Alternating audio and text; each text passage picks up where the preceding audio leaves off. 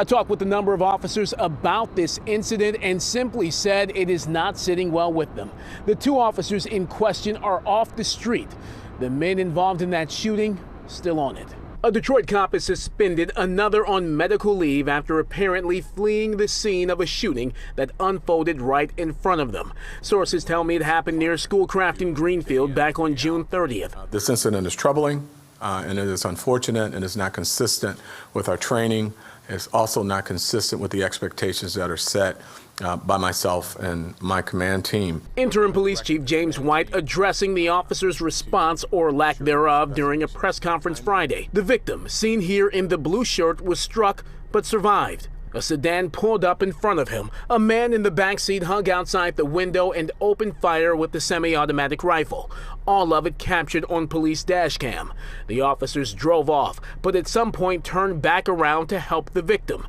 The gunman and driver got away. What I'm looking to understand is, prior to leaving the scene and returning to provide the assistance, what was the state of mind of the officer? What did they think they were doing? I need to know a lot of things that I don't want to discuss right now, but it has to do with if they were secure enough to take immediate action. What could they have done in that moment? Could they have drawn and engaged them with? Oh, absolutely. Yes, you pull your gun.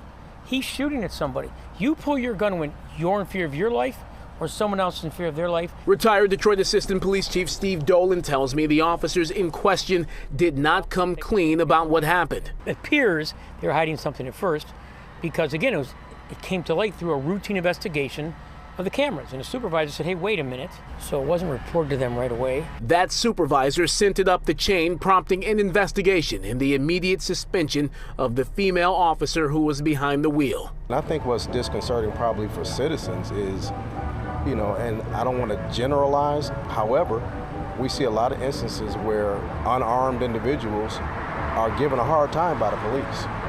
And police say they fear for their lives.